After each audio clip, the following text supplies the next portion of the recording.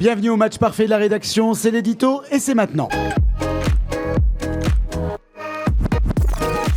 Le match parfait de la rédaction en partenariat avec Bref Éco, Corinne Delisle, rédactrice en chef avec nous. Ça va Corinne ? Bonjour Philippe, ça va et toi ? Ça va très bien avec nous pour parler de ce qui fait le bonheur de cette ville de Lyon. Je parle évidemment de la ragougnase, de la becquetances, de la graille, de la bouffe quoi. Allez, c'est le bonheur, mais pas n'importe laquelle. Pas n'importe laquelle. Celle qui se renouvelle aussi bien dans l'assiette que dans les modèles de collaboration avec les producteurs, avec les fournisseurs. Et Corinne, loin du bouchon traditionnel, les entrepreneurs de la gastronomie à Lyon, semblent vouloir s'imposer de plus en plus sur le terrain de l'innovation culinaire entre food tech et consommation durable. Ce sont les grandes tendances. Mais oui, effectivement Philippe, c'est vraiment une tendance de fond que l'on observe à Lyon, capitale de la gastronomie, faut-il le rappeler, mais aussi laboratoire d'innovation. Depuis longtemps déjà, le CIRA, rendez-vous mondial de l'alimentation, met à l'honneur l'innovation à travers des trophées, un village de start-up. Et on peut remonter aussi en 2008 où l'ISARA, l'école d'ingénieurs agronomes, créait un incubateur, Food Shaker, un peu précurseur de la food tech. Et maintenant, on sent vraiment que l'innovation converge entre durabilité et innovation technologique. L'innovation culinaire lyonnaise, elle se joue finalement autant, j'ai envie de dire, dans l'assiette que dans les modèles économiques, avec des modèles qui se réinventent. Lyon tente ainsi de conjuguer son héritage gastronomique avec les nouvelles attentes sociétales et environnementales. Vaste sujet. Alors faire de la gastronomie à Lyon, c'est un peu comme cultiver des tulipes à Amsterdam. C'est fait bien sur le papier, sur le décor. Mais dans les faits, c'est encore un secteur d'avenir où il fait bon entreprendre et justement innover. C'est ce que nous allons voir avec nos invités au plateau. Pour en parler, Éric Petrotto, cofondateur de la fabuleuse cantine. C'est un restaurant traiteur et bar festif à Lyon. Tout un programme. Merci d'être avec nous, Éric. Merci. À vos côtés, Manon Thomas, associée dirigeante de Nivers, gamme de boissons de dégustation sans alcool. La fête est plus folle, c'est ce qu'on va voir. Merci pour votre présence, Manon. Merci. Et enfin, Baptiste Pignol, dirigeant, héritier de la très célèbre maison lyonnaise, la maison Pignol. On parlera notamment d'innover tout en transmettant la tradition. Merci d'être là. Merci de m'accueillir. Éric Petrotto, je commence avec vous, la fabuleuse cantine. Et, vous êtes au cœur donc, de ce restaurant, de ce bar festif situé à Lyon, au cœur du tiers-lieu de la cité EVA, si je ne me trompe pas. On viendra un peu plus tard sur votre modèle très innovant. Mais j'ai une première question. On va dire sur le contexte général. On sort un petit peu de l'innovation, contexte général. Il y a près de 5300 établissements recensés actuellement sur la métropole lyonnaise. Ça fait environ un établissement pour à peu près 250 habitants. Est-ce qu'il y a trop de restaurants à Lyon ou pas assez ? C'est la grande question qui est posée. Il n'y a jamais assez d'endroits où on peut se rencontrer et vivre de nouvelles expériences. Donc tout ça est un écosystème assez vivant qui, effectivement, pêle-mêle, se réinvente. Certains disparaissent, certains réapparaissent, certains apparaissent. Et donc, ça forme ce grand écosystème. Mais je ne pense pas qu'il y en a jamais assez des lieux de vie. Il y a un vivier pour tout le monde, c'est ça. Corinne ? Exactement. De la place pour Nivers, qui est un projet qui est passé, je l'ai dit, par l'incubateur de Food Shaker. Comment vous en êtes arrivé à ce projet ? Alors en effet, on est passé par l'incubateur du Food Shaker de l'ISARA. Le projet en fait est parti d'un simple constat qui était celui de l'absence d'une proposition sans alcool de qualité pour être consommée au moment du repas en accord avec des plats. C'est vrai qu'à l'époque, quand Nicolas, mon associé, qui est aussi le fondateur de Nivers, a du coup fondé Nivers, il s'est dit voilà, il manque quelque chose. Lui, c'est un amateur de vin et c'est aussi un amateur d'expérience sensorielle et il voulait proposer une boisson qui ne soit pas trop sucrée et qui ne vienne pas non plus dominer les plats au moment du repas. Altérer finalement le goût des plats. Exactement. Baptiste Pignol, une enseigne historique comme la Maison Pignol, restaurant traiteur, là aussi, maison de famille connue de tous les Lyonnais depuis 70 ans. C'est lourd à porter cette tradition ou c'est au contraire une garantie qui vous exonère aujourd'hui de tout risque, disons-le, de vous planter et finalement de vous apporter une assise stable, suffisamment stable pour tenter de nouvelles expériences ? Alors disons que c'est un vrai tremplin, ça c'est clair et net, mais après il faut aussi assumer le tremplin. Et non, il y a beaucoup de travail derrière quand même, avec des collaborateurs qui sont absolument extraordinaires, qui m'accompagnent tous les jours.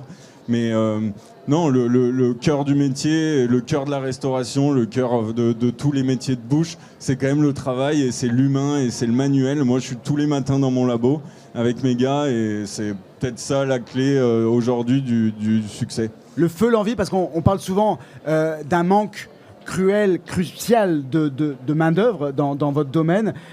Créer cette envie, la susciter, la transmettre, c'est un peu ça ce qu'il faut essayer de perpétuer ? Ah mais c'est clair et net. Aujourd'hui, on cherche plutôt des gens qui ont un état d'esprit plutôt qu'un vrai talent culinaire.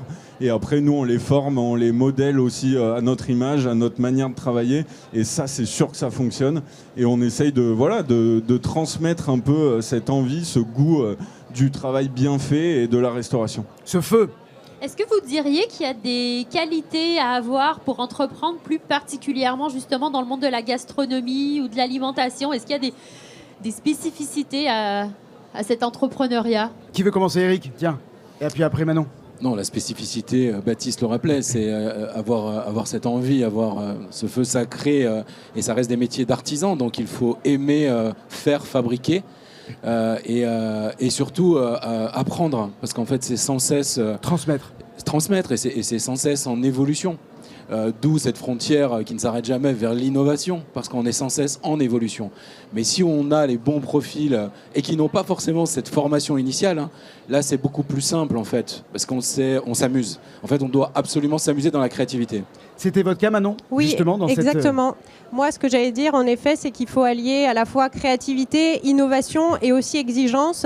Il faut savoir que le secteur de la gastronomie, c'est un secteur qui est exigeant, que les clients sont aussi exigeants et que du coup, c'est important de répondre à cette exigence et d'apporter aussi aux clients une expérience unique et de séduire les clients et de pouvoir leur transmettre aussi notre passion. Baptiste Pignol, Lyon est résolument la capitale de la gastronomie, avec évidemment le lustre d'une histoire qui est jalonnée de grands noms. Vous en faites partie. Cette histoire prestigieuse, ça rend toujours notre ville aussi attractive pour y développer une activité dans les métiers de bouche, ou finalement c'est un petit peu dépassé, un petit peu galvaudé ?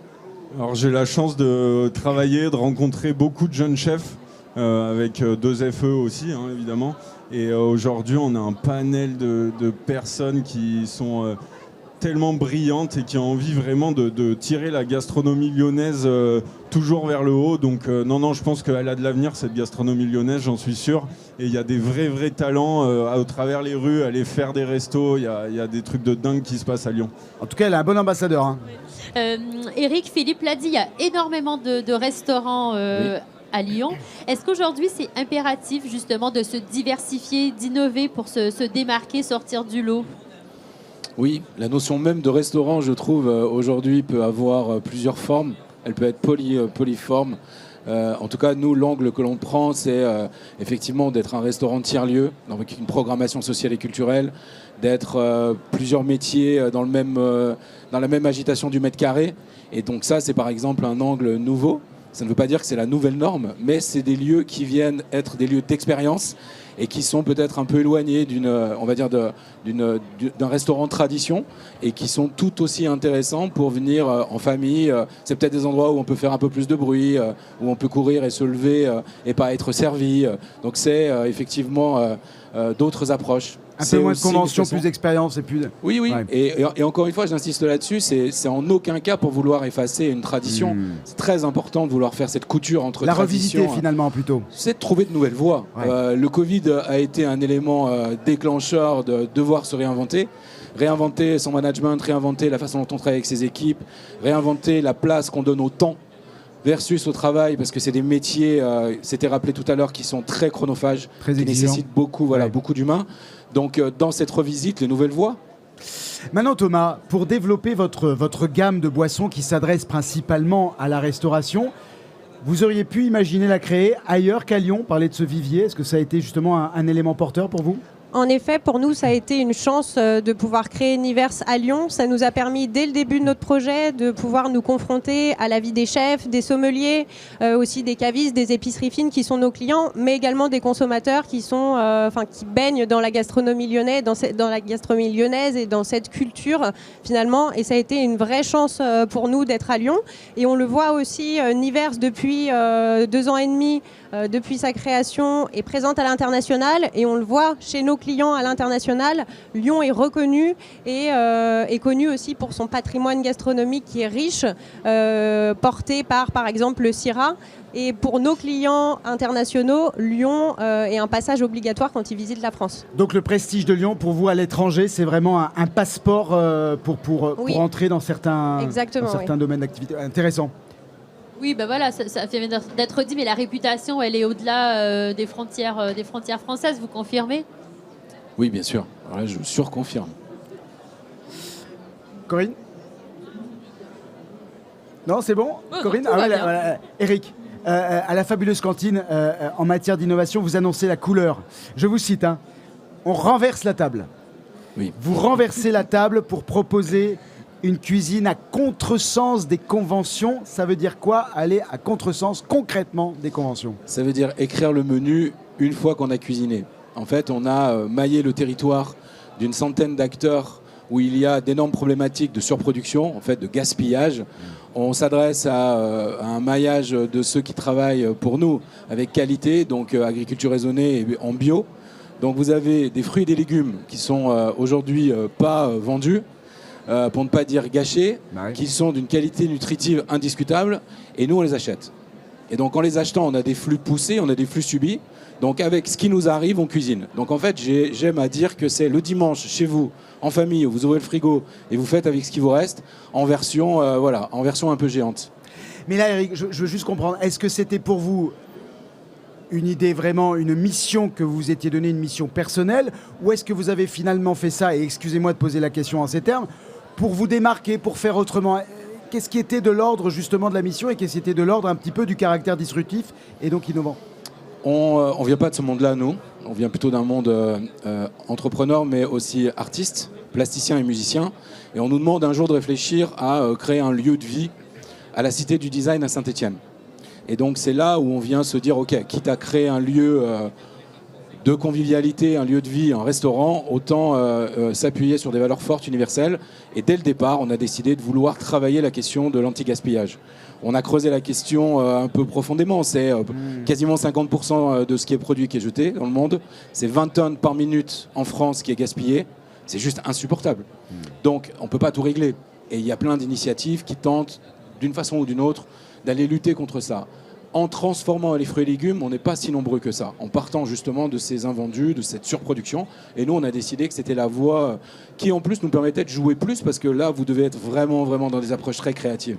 Et donc sur ça, on a bâti la fabuleuse cantine. Et ensuite, Lyon, le projet du chalet du parc. Mais c'est vraiment depuis le début de l'ADN et pas une sorte d'opportunité de positionnement de marché. Ouais, c'est ça. Je crois qu'on ne savait même pas que ça allait être ça, en fait. Donc la mission apporter l'expérience et inversement. Ça a été un peu intimement mêlé. Corinne? Oui, innover, ça demande une prise de risque, mais aussi de l'argent, de l'investissement. Et on voit que les projets de la Foodtech ont un petit peu plus de mal à se financer. Est-ce que ça a été votre cas, vous, Manon Thomas, pour Niverse? Alors nous, on s'est financé, on a déjà eu une bourse, la bourse French Tech, qui nous a aidés du coup dans notre innovation aussi pour nous financer sur des nouvelles innovations et sur un développement à l'international. Et après, on a eu plusieurs prêts qui nous ont également aidés en effet. Pas de difficultés particulières dans votre cas en tout cas. Baptiste Pignol, on parle d'innover à Lyon. On a l'impression que certains de nos dirigeants lyonnais préfèrent regarder ailleurs plutôt que de faire confiance à nos acteurs locaux. Vous en êtes la preuve. Vous avez été sorti, disons-le, en début d'année de l'exploitation de la brasserie des Confluences dans le célèbre musée du même nom. On a préféré visiblement vous remplacer par un traiteur parisien, Monument de Café, plutôt spécialisé dans la restauration rapide. Visiblement, la métropole voulait, je la cite, du self-chic. C'est ça aujourd'hui qu'il faut faire pour innover dans le métier ? Alors moi, quand j'ai dû répondre justement à cet appel d'offres, j'ai répondu totalement à côté. Donc je savais très bien que j'allais sortir. Après, il y avait beaucoup d'autres décisions qui gravitaient autour. Mais clairement, moi, faire du plateau et de prendre les plats dessus, c'était pas ma manière de travailler. C'est très bien ce qu'ils font, j'y suis passé et c'est vraiment pas mal. Je pense qu'il y a moins de... C'est moins vecteur de chiffre d'affaires, mais ça, c'est mon propre avis. Après, oui, c'est clair que ça aurait été un Lyonnais, c'était encore mieux. En même temps, vous avez récupéré la délégation de service du château de Saint-Priest, une demeure du XIVe siècle. Vous comptez y tester un modèle justement innovant dans ce cadre historique prestigieux ou au contraire, tradition ? Alors aujourd'hui, on a remonté un restaurant au sein du château de Saint-Priest, un restaurant, on va dire, bien fait, très bien fait, avec des plats qui sont gourmands, mais voilà, avec des précisions et des techniques culinaires françaises purement sorties de l'Escoffier, et ça pour moi c'est important. Et à côté de ça, nous c'est un développement un peu nouveau parce qu'aujourd'hui on travaille aussi la location de salles dans ce lieu, ce qu'on ne faisait pas du tout à l'époque. Donc on est vraiment, on s'occupe du lieu dans son intégralité. Donc oui, il y a une sorte d'innovation dans notre manière de travailler grâce au château. Changement effectivement de paradigme quand même important. Eric, est-ce qu'on trouvera aussi des innovations dans le pavillon du parc qui va renaître au cœur du parc de la Tête d'Or? Je crois qu'il ne va être qu'innovation de A à Z, parce que c'est un bâtiment déjà architecturalement parlant, il va être... il a du caractère. Hein. Il a du caractère et ça va être un bâtiment passif, positif en eau et en électricité. Donc déjà, on est assez innovant sur le recyclage de l'eau à l'intérieur, aux limites de ce que la loi permet, mais déjà, quand vous signez un bail amphithéotique sur 50 ans, il faut penser après soi. Et donc, avec les pressions hydriques qui viendront dans les dizaines d'années qui arriveront, il faudra qu'on traite cette question-là. Donc, électricité, eau, et nous, bien sûr, dans l'approche alimentaire, enfin, en tout cas, de restauration, privatisation des espaces, location et privatisation, et le traiteur éco-responsable, on sera complètement aligné avec ce que nous faisons depuis quelques années. Dernière question. Corinne, peut-être que c'est une question qu'on peut tous se poser. Bah oui, est-ce que finalement, innover, c'est possible sans perdre son âme? Mais c'est je ce pense que j'ai que envie vous de avez poser, déjà ouais. répondu. Oui, bien sûr, évidemment. Mais ça veut dire quoi, perdre son âme? Non, mais je ne sais pas si on perd notre âme. Après, on peut faire des erreurs dans l'innovation également. Et On a le droit de se et c'est tromper. hyper important. C'est le principe de l'innovation aussi, Parce hein. qu'on apprend plein de choses. Exactement. Mais non, on ne perd pas notre âme. Et justement, peut-être qu'on crée des nouvelles âmes aussi en innovant, je pense. Innover avec humilité, c'est ça le mot de Exactement, innover avec humilité, savoir aussi se tromper et puis du coup avancer derrière en apprenant de nos erreurs. Eric? Je rajouterais le mot audace. Donc voilà, innover avec humilité, apprendre à accepter de se tromper et garder l'audace nécessaire. Le feu, toujours. C'est ici que se termine le match parfait de la rédaction. Merci à vous, Eric Petrotto, cofondateur de la fabuleuse cantine, Manon Thomas, associée dirigeante de Nivers, et enfin Baptiste Pignol, dirigeant de la célèbre maison Pignol. Et merci à toi, Corinne. C'est la fin du match parfait de la rédaction en collaboration avec Bref et Faux. Merci Bref et Co. Ouais, Bref et Faux. Bref et Co. Et juste, toujours juste, que la vérité. Merci à vous. Bonne fin de journée. Merci beaucoup. Merci.